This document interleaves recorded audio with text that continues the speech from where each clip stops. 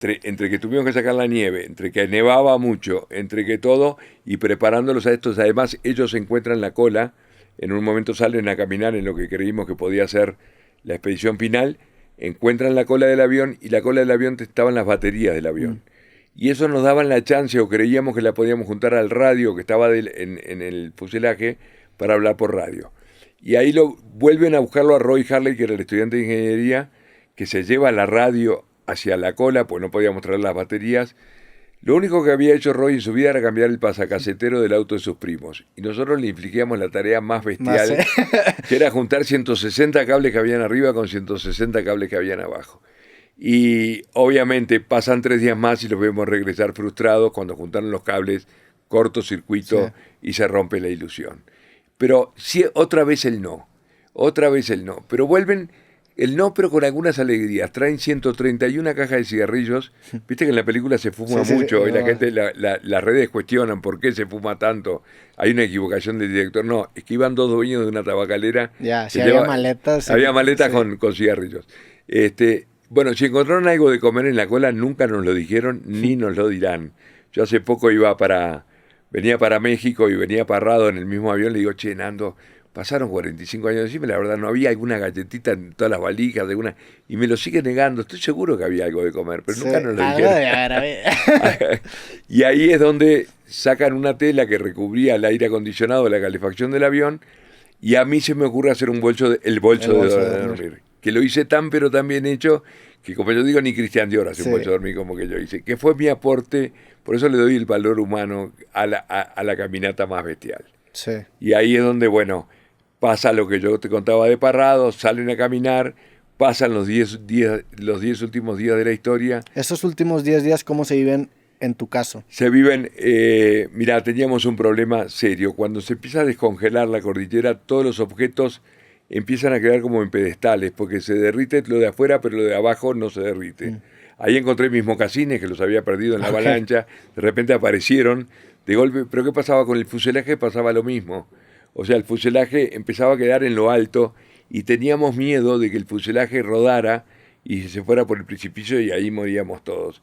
Entonces, ni bien podíamos en la mañana, salíamos del fuselaje para afuera, pues teníamos miedo de que el fuselaje rodara. O sea que estábamos preocupados por eso, no tanto por Parrado y por Canessa, sino preocupados para no morir nosotros, esa es la realidad. Y llega el día 70 de la historia. Yo estaba abrazado a José Luis Inciarte, pobre, que le mando un abrazo al cielo, murió hace 6 meses. Yo lo tenía como una figura paterna porque era mayor que yo, tenía 24 años, y yo lloraba desesperadamente, una historia que no se resolvía. 70 días habían pasado, 10 días que habíamos perdido contacto con Parrado y con Canessa, y no me preguntes por qué mecanismo paso de la depresión a la euforia y tengo una especie de premonición de que Parrado y Canessa habían llegado a algún lado. Y no me animo a comentarlo. Viste que las buenas noticias no hay que comentarlas. Sí. Pero Daniel Fernández, que se despertaba, dijo, che, Carlitos, acabo de soñar de que Parrado y Canessa han llegado a algún lado. Y digo, yo tengo la misma sensación. Y se fue con la radio espica afuera del fuselaje, que bueno, que vos viste la escena, estaba el Ave María de Schubert sonando, y interrumpen el Ave María otra vez. Eso pasó. Okay. Se interrumpe el Ave María para dar la noticia de que, según el embajador uruguayo, era oficial de que habían llegado Parrado y Canessa. Que imagínate lo que fue para nosotros escuchar esa noticia, digo, que Parrado, escuchar los nombres Parrado y Canessa. Sí. Porque sabíamos que ese era el final de nuestra historia, el final de nuestro dolor, el final de nuestra angustia, pero era sobre todo el principio de la libertad, era por lo que habíamos peleado. Y bueno, no sabes lo que gritamos, lo que lloramos, parecíamos locos alrededor de ese aparatito de radio. Yo siempre digo que daría todo lo que tengo porque alguien hubiera filmado ese momento. Y me acuerdo que, sabiendo que los helicópteros habían despegado, que de hecho acá en la portada de mi libro hay una cruz roja, que el ser humano es un empecinado en ver los símbolos en negativo. La cruz es algo que tacha, es algo que elimina, es sinónimo de muerte. Yo lo veo como las aspas del helicóptero, como un símbolo de libertad. Trato de ver esta historia en positivo, que es en definitiva una lucha por la vida, porque somos más de los que salimos en aquel avión. Y bueno, y sabiendo que salían los helicópteros, cumplimos con el ritual del viajero. Yo me peiné con gomina, bueno, me afeité, hice mi maleta. ¿Qué era mi maleta? Era un pantalón que le hacía 2 nudos y ¿qué ponía dentro? Ponía 3 cinturones de seguridad que a mi modo de ver le robaba al avión, a la Fuerza Aérea, para que mi mamá tenía un Fiat 850, que en aquella época los europeos nos mandaban los autos sin cinturón. Sin cinturón. Ah, ok, te da cinturones para tu mamá. Y claro, no, para el auto de mi mamá. Sí. Me llevaba 3 por si se rompía uno, digo, pero... Y me acuerdo que era algo caro y estaba de moda tenerlos, más por moda que por seguridad. ¿Los cinturones de aviones en carros? No, los cinturones, no. De seguridad en general. En general, yo quería adaptar el avión. Y fíjate, ¿por qué te hago este cuento? Digo, porque yo le doy conferencias a financieros, banqueros, podía buscar un contenido más inteligente, decir, me llevé el barómetro del avión, la brújula, algo más. Yo hago el cuento porque es otra vez el símbolo, era lo que me vinculaba con mi mamá. Digo, y me llevó 3 porque si se me rompía uno, tenía uno de repuesto, digo, esa es la verdad. Así que ahí, bien peinado, muy mal afeitado, con mi valija hecha, nos sentamos a esperar la llegada de los helicópteros. ¿Cuánto llegan después? Y demoraron bastante más. Pero en un momento dado, mirando ese valle donde nunca habíamos visto nada, absolutamente nada, más que una vez que pasó un cóndor, que pasó con intención de comernos a nosotros y nosotros nos hacíamos los muertos esperando que bajara el cóndor para comernos nosotros al cóndor. Nos hacíamos los muertos esperando que bajara el cóndor. Sí. Nos lo imaginábamos en el plato al cóndor. Y de pronto sentimos ese ruido maravilloso de los helicópteros. ¿Pero qué tanto después fue de la noticia? Ajá. Y fue como 4 o 5 horas después. 4 o 5 horas después. Sí, nosotros todavía pensábamos, no nos van a encontrar. Y de pronto irrumpen en ese valle esos dos, que de hecho esa fotografía que está sacada de arriba es una de las fotos más importantes del siglo, porque debe haber sido alucinante para los pilotos vernos, digo, que estábamos vivos, digo, debe haber sido 72 días fueron, no, claro. Sí, 2 meses y medio, como yo digo, te pones de novio, te casás y te divorciás en 70 días. Sí, justo eso estaba reflexionando en la mañana, o sea, son 72 días, estás hablando de que ahorita estamos a mediados de marzo. Sí. Es estar ahí desde enero. Desde enero, exactamente, del 1 de enero hasta ahora, pasó enero, febrero y entonces... Si tuvieras que verbalizar esa experiencia de ver los helicópteros, es una euforia que nunca habías experimentado. Nunca, si yo tuviera que definir la felicidad, fue ese momento. Y además cuando bajan los helicópteros, que se descuelgan 3 personajes del Cuerpo de Socorro Andino, chileno, y uno de ellos cae sobre la nieve y empieza a gritar mi nombre. ¿Quién es Carlitos Páez? ¿Quién es Carlitos Páez? Yo digo, ¿y este personaje a mí de dónde me conoce? Porque yo me caí hace 70 días, no sabía ni dónde, y aparece alguien del cielo gritando mi nombre, le digo, soy yo. Me dice, no, es que tengo 2 cartas para usted. ¿Cómo 2 cartas para mí? Yo no entendía nada y me entrega 2 papeles escritos en rojo. El primero de ellos decía así, querido Carlitos Miguel, como ves nunca le fallé, te espero con más fe en Dios que nunca. Tu madre llegaron nomás a Chile, un abrazo, el viejo. Qué cabrón. Y ahí me doy cuenta, mira, me emociona hoy contándotelo a vos, porque sé lo que vos hablas de la fe y de todo eso. ¿Qué cosa más linda me podía estar pasando? Y sobre todo que me empiezo a dar cuenta de que empezaba a tener sentido, de que yo aquel 1 de noviembre hubiera salido a saludar a mi padre desde la avalancha. Y cuando abro la segunda carta, papá era pintor, había dibujado un helicóptero a mano alzada y decía, hola chicos, acá les mando un helicóptero como regalo de Navidad. Digo que es las cosas más lindas que me pasaron. Y a mí la historia de los Andes me gusta dejarla aquí porque después aparecen las películas, aparecen los documentales, es una historia que sigue y sigue y sigue con el tiempo. Digo, y es una historia realmente de gente común. Eso es lo que tiene de importancia. Claro. ¿Cómo fue el regresar? Bueno, el regresar, ahí ya fue la locura, porque esos 8 primeros días era la locura de la prensa del mundo entero. Se fueron a Chile, digo, aparece Paris Match, aparece Life, aparecen todas las revistas del mundo, todos alrededor de nuestra historia.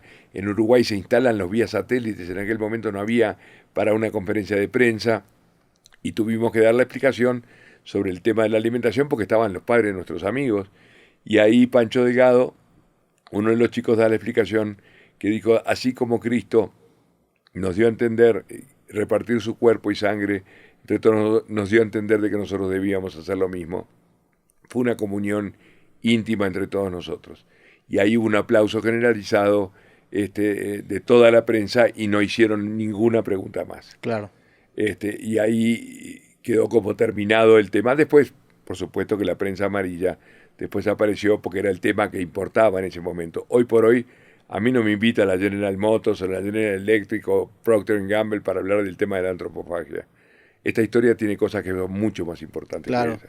Y creo que la película te lleva muy bien de la mano a entender la decisión. O sea, Totalmente de dices, la mano. pues sí, ¿qué alternativa había? Claro. No había alternativa. Sí. Además, si yo te lo pregunto a vos, vos qué hubieras hecho, Yo que hubiera hecho lo y mismo. lo mismo. Sí. Y me pasó hace 70, las tengo contadas, 76 conferencias que hago la pregunta, nunca nadie levantó la mano diciendo yo no lo hubiera Sí. hecho.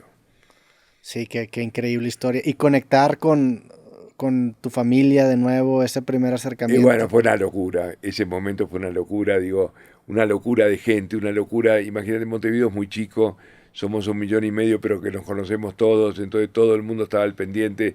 Justo ayer vi, hay una página que se llama la Sociedad de los Andes, se llama la página, y está grabada la llegada nuestra en avión, el gentío que había en Montevideo, era como el que llegaba Uruguay campeón Sí. del mundo, digo, estaba todo el mundo al pendiente de nuestra llegada, bienvenidos a casa, o sea, fue una cosa realmente alucinante, digo. ¿Y cómo regresas a la cotidianidad después de algo así? O sea, Y digo, no, ya no ya no regresas existe, o sea, no, ya, y fíjate que estar acá contigo sí. ya no es regresar a la O sea, digo. ya no retomas esa vida previa a... No, es imposible de retomarla porque digo, es una historia que es demasiado grande, Sí. digo, es demasiado grande.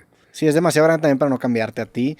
Y el impacto obviamente que tiene públicamente, obviamente ya no puedes salir incluso a la calle, me imagino, No, sin que te pare. no, y te vas en un avión y te dicen, enseguida te preguntan y bueno, entonces la gente quiere saber y bueno, ¿y qué tal es? Y yo digo, ustedes viajan tranquilos, pues las posibilidades de que vuelva a pasar son Sí. difíciles. ¿Y retomas los estudios? Retomo los estudios en la escuela agraria, Ujú. y después me dedico a trabajar en el campo, pero no era lo mío el campo es más solitario y yo lo mío es más comunicacional. Después me meto en publicidad y cuando llegué al 2002, se destruye el negocio de la publicidad, cambia, una crisis en Argentina horrible que se me viene el mundo abajo. ¿Tú vivías en Argentina? No, vivía en Uruguay, pero Uruguay y Argentina como que Sí. funcionan paralelos y entonces ahí dijo, bueno, a los 50 años, ¿qué puedo hacer? Porque digo, entonces hice la página web de los sobrevivientes, viven.com.uy, y me puse como conferencista, de atrevido, porque Sí. yo y me llaman de Avantel, que era una compañía telefónica que había en México, yo no sabía ni lo que cobrar, no tenía ni idea de nada. Y me vengo a Monterrey, curiosamente a tus En pagos, Avantel, justamente. sí, al Teatro San Pedro, y doy la conferencia. Además vine con mecanismos de defensa, con mi mate, digo, el uruguayo Sí. tomamos mate, bueno, vos sabés, a dar la conferencia y fue tal el éxito que de ahí me vine a Guadalajara a dar otra conferencia, después me contrató modelo la cervecera y ahí no paré nunca más y México yo le debo lo que soy, ya te digo, el mexicano considera esta historia, la considera como propia. Sí. Y hoy en día eres conferencista. Y ahora sí, Sí. sí, yo no paro, ya te digo, ahora tengo 5 abiertas, que no es común, en general mis conferencias son para empresas, pero tengo estas abiertas, viste, en México, Monterrey, Guadalajara, Mérida, ¿qué otro lugar más que tengo? Mazatlán, Sí. En los próximos meses que ya están llenas, digo, ya están, o quedan muy pocos boletos, digo, la gente están como enloquecidos, los chicos, es impresionante, los chicos, sobre todo para la gente joven, y me parece que está bueno transmitir esos valores. Sí, qué increíble. Digo, obviamente es una historia increíble y también tienes un carisma muy bueno para contar las historias que me imagino que hace que la gente conecte inmediatamente contigo. Creo que lo que heredé de mi padre no es Sí. un mérito mío, Sí. no es un mérito mío. ¿Cómo ves el futuro para ti estos próximos años? Bueno, Oye, ya te dije, estoy más cerca del sí, arpa que de la guitarra, pero digo, pero no lo igual. veo. No, A ver, los 70 hoy en día son que los nuevos 50, ya la tecnología, y aparte no, te ves muy bien, o sea, yo le pongo pasión a lo que hago, la verdad que la gente no puede creer de que yo esté, porque la semana pasada fueron 7 ciudades, noche tras noche, cambiando, levantándote a las 5 de la mañana y bueno, pero le pongo pasión porque es una historia, ¿sabes qué? Roberto, que no me pertenece a mí, es una historia que le pertenece al mundo. Y de alguna manera yo estoy condenado a contar esta historia como los Beatles a cantar Yesterday, ¿viste? Estás condenado a contar esta historia sí. y me parece que está bueno porque aporta, digo, realmente yo no lo doy como consejo, no lo doy como mensaje, es una historia del ser humano común y eso es lo que a mí me importa. Digo, poderla transmitir. El día que se me duerma uno en una conferencia, ese día dejo de dar